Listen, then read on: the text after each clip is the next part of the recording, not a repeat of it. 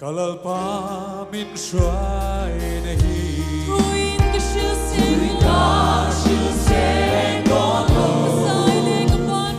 Kasai le ka ban har ka song Ang pangay ang shil sing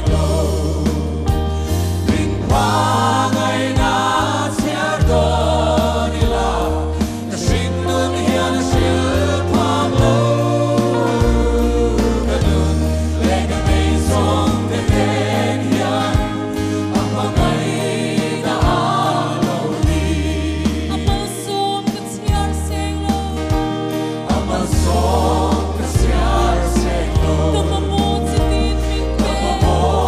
si din min pe Lam tuang sim let him ka so ai Ang pangay bani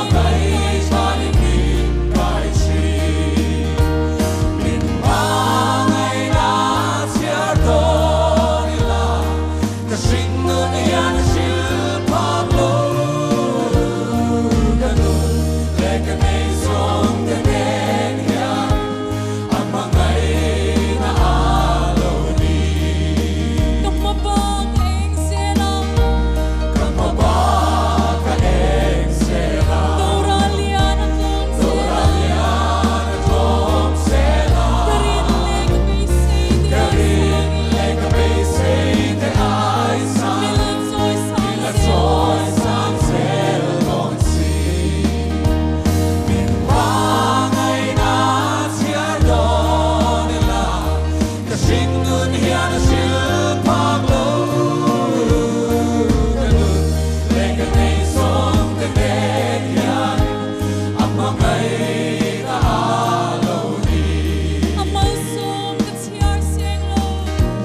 Amal som ka tiar sing lo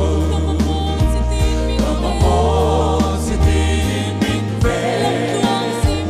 Lam tuang sim let him ka so ai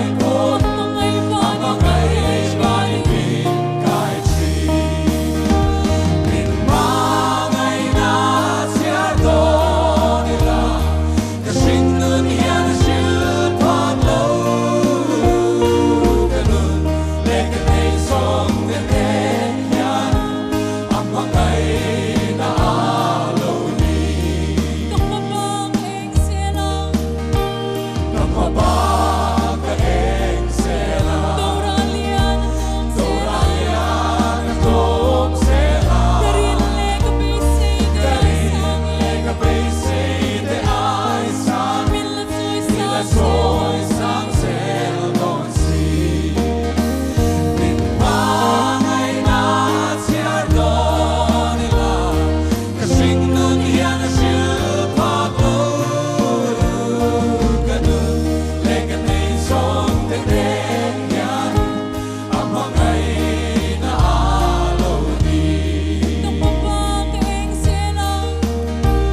Kamabang eng selang Doralian at long selang Darin le ka bisay di Milan soy sang